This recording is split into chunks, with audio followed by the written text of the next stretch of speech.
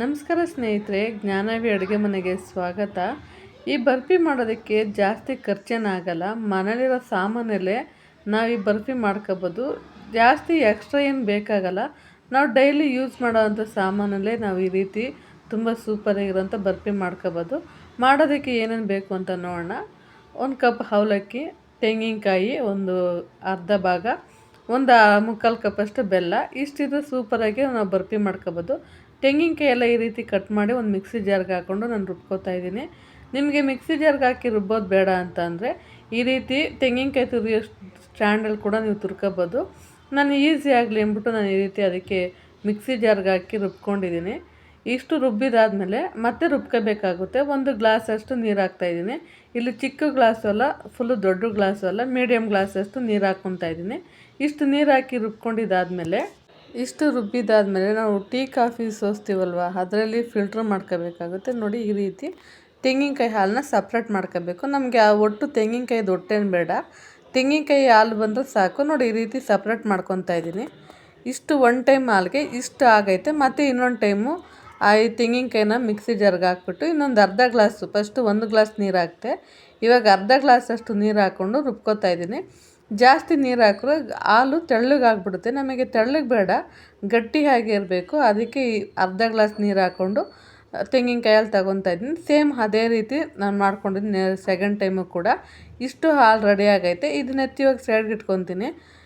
ಒಂದು ಮಿಕ್ಸಿ ಜಾರ್ಗೆ 1 ಕಪ್ಪಷ್ಟು ಅವಲಕ್ಕಿನ ಹಾಕಿ ಕ್ಲೀನಾಗಿ ರುಬ್ಕೋಬೇಕಾಗುತ್ತೆ. ನಾವು ಅಕ್ಕಿ ಹಿಟ್ಟು ರೀತಿ ನಾವು ಅದಕ್ಕಿಂತ ಸ್ವಲ್ಪ ನೈಸಾಗೆ, ನೋಡಿ ಇಷ್ಟು ನೈಸಾಗೆ ನಾವು ಅವಲಕ್ಕಿನ ರುಬ್ಕೋಬೇಕಾಗುತ್ತೆ. ಇಷ್ಟು ರುಬ್ಕೊಂಡು ಕೂಡ ಒಂದು ಬೌಲ್ಗೆ ಹಾಕ್ಕೊಂಡು ಸೈಡ್ಗೆ ಎತ್ತಿಟ್ಕೊತೀನಿ.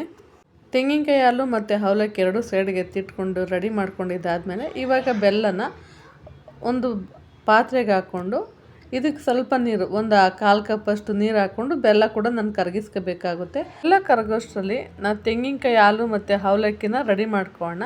ತೆಂಗಿನಕಾಯಿ ಹಾಲು ಜೊತೆ ಅವಲಕ್ಕಿನ ಸೇರಿಸಿ ಇದನ್ನು ಗಂಟಿಲ್ದಿರೋ ಈ ರೀತಿ ನಾವು ಮಿಕ್ಸ್ ಮಾಡ್ಕೋಬೇಕಾಗುತ್ತೆ. ನೋಡಿ, ಈ ರೀತಿ ಮಿಕ್ಸ್ ಮಾಡಿಕೊಂಡ್ರೆ ಸಾಕು. ದೋಸೆ ಹಿಟ್ಟನ್ನ ಅದಕ್ಕೆ ಮಿಕ್ಸ್ ಮಾಡ್ಕೋಬೇಕು. ನಾನು ತಗೊಂಡಿರೋ ಮೆಜರ್ಮೆಂಟಲ್ಲಿ ತಗೊಂಡ್ರೆ ನಿಮಗೆ ಕರೆಕ್ಟಾಗಿ ಬರುತ್ತೆ. ಇನ್ನು ಸ್ವಲ್ಪ ಜಾಸ್ತಿ ಕೂಡ ತಗೋಬಾರ್ದು, ಕಮ್ಮಿ ಕೂಡ ತಗೋಬಾರ್ದು. ಜಾಸ್ತಿ ಮಾಡ್ಕೊತೀನಿ ಅಂದರೆ ಒಂದು ತೆಂಗಿನಕಾಯಿಗೆ 1-2 ಕಪ್, ನಾನು ತಗೊಂಡಿದ್ದೆನಲ್ಲ ಜಾಮೂನ್ ತಿನ್ನೋ ಕಪ್ಪಲ್ಲಿ 2 ಕಪ್ ಅವಲಕ್ಕಿ ತಗೊಂಡ್ರೆ ಸರಿ ಹೋಗುತ್ತೆ. ಅದಕ್ಕಿದ್ರೆ ಸಾಕು. ದೋಸೆ ಹಿಟ್ಟನ್ನ ಅದಕ್ಕೆ ಬೆಲ್ಲ ಕೂಡ ಕರಗೈತೆ, ಅದನ್ನು ಕೂಡ ಫಿಲ್ಟ್ರ್ ಮಾಡ್ಕೊತಾ ಇದ್ದೀನಿ ಒಂದು ಬಾಣಲಿ. ಬೆಲ್ಲದಲ್ಲೆಲ್ಲ ಮಣ್ಣಿರುತ್ತೆ, ಕ್ಲೀನಾಗಿ ಫಿಲ್ಟ್ರ್ ಮಾಡ್ಕೋಬೇಕಾಗುತ್ತೆ. ಫಿಲ್ಟ್ರ್ ಮಾಡಿದ್ದಾದಮೇಲೆ ನಾನು ಸ್ಟವ್ ಆನ್ ಮಾಡಿಕೊಂಡು ಇದನ್ನು ಅಡ್ಜಸ್ಟ್ ಮಾಡ್ಕೋಬೇಕಾಗುತ್ತೆ. ಹೈ ಫ್ಲೇಮ್ ಇಟ್ಕೋಬಾರ್ದು, ಲೋ ಫ್ಲೇಮ್ ಇಟ್ಕೋಬಾರ್ದು, ಮೀಡಿಯಮಿಗೆ ಇಟ್ಕೋಬೇಕು. ಹೈಯೂ ಅಲ್ಲ, ಲೋನೂ ಅಲ್ಲ, ಮೀಡಿಯಮಿಗೆ ಇಟ್ಕೊಂಡು ನಾವು ಮಾಡ್ಕೋಬೇಕಾಗುತ್ತೆ. ನಾನು ಮೀಡಿಯಮಿಗೆ ಇಟ್ಕೊಂಡು ಆ ಬಾಣಲಿ ಕೂಡ ಎತ್ತಿಟ್ಕೊಂಡಿದ್ದೀನಿ ಬೆಲ್ಲದ ನೀರಿಂದು. ಅದ್ರ ಜೊತೆಗೇ ತೆಂಗಿನಕಾಯಿ ಮತ್ತು ಅವಲಕ್ಕಿ ಎರಡು ಮಿಕ್ಸ್ ಮಾಡ್ಕೊತಾ ಇದ್ದೀನಿ. ತೆಂಗಿನಕಾಯಿ ಹಾಲು ಅವಲಕ್ಕಿ ಎಲ್ಲ ಕ್ಲೀನಾಗಿ ಮಿಕ್ಸ್ ಮಾಡ್ಕೋಬೇಕಾಗುತ್ತೆ. ನೋಡಿ, ಈ ರೀತಿ ಮಿಕ್ಸ್ ಮಾಡಿಕೊಂಡ್ರೆ ಇದೇ ಥರ ನಾವು ಕೈ ಆಡ್ದಂಗೆ ನಾವು ಮಿಕ್ಸ್ ಮಾಡ್ಕೋಬೇಕಾಗುತ್ತೆ. ಈ ಟೈಮಲ್ಲಿ ನಾವು ಸ್ವಲ್ಪ ತುಪ್ಪ, ಒಂದು ತಟ್ಟೆಗೆ ತುಪ್ಪ ಹಾಕ್ಕೊಂಡು ಕ್ಲೀನಾಗಿ ಸ್ಪ್ರೆಡ್ ಮಾಡಿ ಇಟ್ಕೋಬೇಕಾಗುತ್ತೆ. ಅದು ಅವಲಕ್ಕಿನ ಸ್ವಲ್ಪ ಗಟ್ಟಿ ಆದಮೇಲೆ ನಾವು ಕೈ ಬಿಡದಿರೋ ರೀತಿ ನಾವು ತಿರುಗಿಸ್ಕೋಬೇಕಾಗುತ್ತೆ. ಅದಕ್ಕೆ ಇವಾಗೆ ರೆಡಿ ಮಾಡಿ ಇಟ್ಕೋಬೇಕಾಗುತ್ತೆ. ನೋಡಿ, ಇವಾಗೆಲ್ಲ ಈ ರೀತಿ ತಿರುಗಿಸ್ಕೊತಾ ಇದ್ದೀನಿ. ಇದು ತಿರುಗಿಸ್ತಾ ಗಟ್ಟಿ ಆಗುತ್ತೆ. ಇಲ್ಲಿ ಮಿನಿಮಮ್ ಇಲ್ಲಾಂದ್ರೆ ಒಂದು 20 ನಿಮಿಷ ಆಗುತ್ತೆ ಇದನ್ನು ರೆಡಿ ಮಾಡ್ಕೊಳ್ಳೋದಕ್ಕೆ ನಾವು. ನೋಡಿ, ಇಷ್ಟು ಗಟ್ಟಿ ಆಗ್ತೈತೆ, ಕಲರ್ ಕೂಡ ಚೇಂಜ್ ಆಗುತ್ತೆ. ತೆಂಗಿನಕಾಯಿದು ಅಷ್ಟೇ, ತೆಂಗಿನಕಾಯಿ ಹಾಲಲ್ಲಿ ಜಿಡ್ನಾಂಶ ಎಲ್ಲ ಆಚೆ ಬರ್ತೈತೆ. ನೋಡಿ, ತೆಂಗಿನಕಾಯಿ ಎಣ್ಣೆ ಆ ರೀತಿ ಬರುತ್ತೆ. ಅಷ್ಟು ಗಮ್ ಅನ್ನುತ್ತೆ. ನಾವು ಇದನ್ನು ಮಾಡಬೇಕಾದ್ರೆ ತೆಂಗಿನಕಾಯಿದು ತುಂಬಾ ಗಮ್ ಅನ್ನುತ್ತೆ, ಅಷ್ಟು ಚೆನ್ನಾಗಿರುತ್ತೆ. ನೋಡಿ, ನಿಮ್ಗೆ ಇಲ್ಲಿ ಡ್ರೈ ಫ್ರೂಟ್ಸ್ ಬೇಕಂದ್ರೂ ಹಾಕೋಬೋದು, ಇಲ್ಲಾಂದ್ರೆ ಹಾಗೆ ಕೂಡ ಮಾಡ್ಕೋಬೋದು. ನಾನು ಸ್ವಲ್ಪ ಏಲಕ್ಕಿ ಕೂಡ ಹಾಕ್ಕೊಂಡಿದ್ದೀನಿ. ಇಲ್ಲಿ ಏಲಕ್ಕಿ ಹಾಕ್ಕೊಂಡು ಈ ಥರದ್ದು ಮಿಕ್ಸ್ ಮಾಡ್ಕೊತಾ ಇದ್ದೀನಿ. ನೋಡಿ, ಇಷ್ಟು ಗಟ್ಟಿಯಾಗೈತೆ. ನಮ್ಗೆ ಇದು ಇನ್ನೂ ಆಗಿಲ್ಲ. ಈ ಸ್ಪೂನ್ಗೆಲ್ಲ ನೋಡಿ ಈ ರೀತಿ ಅಂಟ್ತೈತೆ, ಅಂಟಬಾರ್ದು, ಆ ರೀತಿ ನಾವು ಮಿಕ್ಸ್ ಮಾಡ್ಕೋಬೇಕಾಗುತ್ತೆ. ನಿಮಗೆ ಗೊತ್ತಾಗುತ್ತೆ ನೋಡಿ, ಈ ರೀತಿ ತಳ ಬಿಡುತ್ತಲ್ಲ, ಅಲ್ಲಿವರೆಗೂ ಮಿಕ್ಸ್ ಮಾಡ್ಕೋಬೇಕಾಗುತ್ತೆ. ಟೇಸ್ಟು ತುಂಬಾ ಚೆನ್ನಾಗಿರುತ್ತೆ.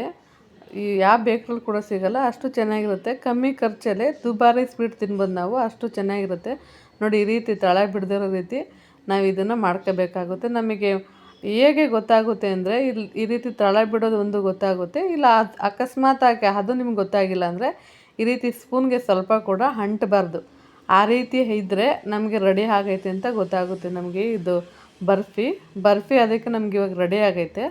ನೋಡಿ, ಸ್ಪೂನು ಉಲ್ಟಾ ಪಲ್ಟಾ ಹೆಂಗೆ ಮಾಡಿದ್ರು ಕೂಡ ಅಂಟ್ತಾ ಇಲ್ಲ. ನೋಡಿ, ಈ ರೀತಿ ಎಲ್ಲ ಮಾಡಿದ್ರು ಅಂಟಬಾರ್ದು, ಸ್ವಲ್ಪ ಕೂಡ ಸ್ಪೂನ್ಗೆ ಅಂಟಬಾರ್ದು. ಆ ರೀತಿ ಇದ್ದರೆ ನಮಗಿದು ರೆಡಿ ಆಗೈತೆ. ಇದನ್ನು ಮಾಡ್ಕೋಬೇಕಾರೆ ಹೈ ಫ್ಲೇಮಲ್ಲಿ ಇಟ್ಕೋಬಾರ್ದು, ಲೋ ಫ್ಲೇಮಲ್ಲಿ ಇಟ್ಕೋಬಾರ್ದು, ಮೀಡಿಯಮ್ ಫ್ಲೇಮಲ್ಲಿ ಇಟ್ಕೊಂಡು ಮಾಡಿಕೊಂಡ್ರೆ ತುಂಬಾ ಚೆನ್ನಾಗಿ ಬರುತ್ತೆ. ಟೈಮ್ ಸ್ವಲ್ಪ ಹಿಡಿಯುತ್ತೆ ಅಷ್ಟೇ, ಒಂದು 20 ನಿಮಿಷದಲ್ಲಿ ರೆಡಿ ಆಗುತ್ತೆ ಈ ಸ್ವೀಟು. ಜಾಸ್ತಿ ಟೈಮು ಕೂಡ ಆಗೋಲ್ಲ, ಖರ್ಚು ಏನು ಜಾಸ್ತಿ ಆಗೋಲ್ಲ. ನೋಡಿ, ಸ್ಟವ್ ಆಫ್ ಮಾಡಿಕೊಂಡು ನಾನು ಆ ತಟ್ಟೆಗೆ ಹಾಕ್ಕೊತಾ ಇದ್ದೀನಿ. ತುಪ್ಪ ಎಲ್ಲ ಹಚ್ಚಿಟ್ಕೊಂಡಿದ್ನಲ್ವ, ಆ ತಟ್ಟೆಗೆ ಹಾಕ್ಕೊಂಡು ಕ್ಲೀನಾಗಿ ಇದನ್ನು ಸ್ಪ್ರೆಡ್ ಮಾಡ್ಕೋಬೇಕು. ತಟ್ಟೆ ಫುಲ್ಲು ಸ್ಪ್ರೆಡ್ ಮಾಡ್ಕೋಬೇಕಾಗುತ್ತೆ. ನೋಡಿ, ಈ ರೀತಿ ಸ್ಪ್ರೆಡ್ ಮಾಡಿ 1-2 ಅವರ್ ಬಿಡಬೇಕು. ಹಾಗೆ ಇದನ್ನು 1-2 ಅವರ್ ಬಿಟ್ಟು ತಣ್ಣಗಾಗುತ್ತೆ. ತಣ್ಣಗಾದ್ಮೇಲೆ ನಮಗೆ ಕಟ್ ಮಾಡೋದಕ್ಕೆ ಕ್ಲೀನಾಗಿ ಶೇಪ್ ಬರುತ್ತೆ. ಇವಾಗೆ ಕಟ್ ಮಾಡೋದಕ್ಕೆ ಆಗಲ್ಲ. ನೋಡಿ, 2 ಅವರ್ ಬಿಡಲೇಬೇಕು ಇದನ್ನು. ಇಲ್ಲಾಂದರೆ ಒಂದು ಅರ್ಧ ಗಂಟೆಯಾರ ಒಂದು ಫ್ರಿಜ್ಗೆ ಎತ್ತಿಟ್ರೆ ಸಾಕಾಗುತ್ತೆ.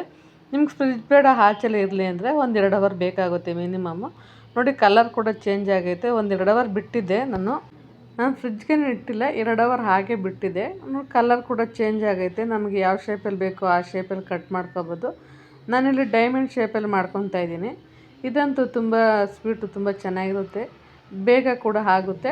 ಖರ್ಚು ಅಷ್ಟು ಏನು ಜಾಸ್ತಿ ಆಗೋಲ್ಲ, ಕಮ್ಮಿ ಖರ್ಚಲ್ಲಿ ನಾನು ಮಾಡ್ಕೋಬೋದು. ಬಾಯಿಗಿಟ್ರೆ ಹಾಗೆ ಕರಗೋಗುತ್ತೆ, ಅಷ್ಟು ರುಚಿಯಾಗಿರುತ್ತೆ. ಮನೇಲಿ ಈ ರೀತಿ ನಿಮ್ಮ ಮಕ್ಳಿಗೂ ಕೂಡ ಮಾಡಿಕೊಡಿ, ತುಂಬ ಇಷ್ಟಪಟ್ಟು ತಿಂತಾರೆ. ನೋಡಿ, ಎಷ್ಟು ಚೆನ್ನಾಗಿ ಬರ್ತೈತೆ. ನೋಡಿ, ಎಷ್ಟು ಚೆನ್ನಾಗಿರುತ್ತೆ ಅಂದರೆ ಅಷ್ಟು ಚೆನ್ನಾಗಿರುತ್ತೆ. ನೋಡಿ, ಎಲ್ಲನೂ ಅಷ್ಟೇ ನಾನು ಡೈಮಂಡ್ ಶೇಪಲ್ಲಿ ಕಟ್ ಮಾಡ್ಕೊಂಡಿದ್ದೀನಿ. ನಿಮ್ಗೆ ಯಾವ ಶೇಪ್ ಬೇಕೋ ಆ ಶೇಪಲ್ಲಿ ಕೂಡ ಕಟ್ ಮಾಡ್ಕೋಬೋದು.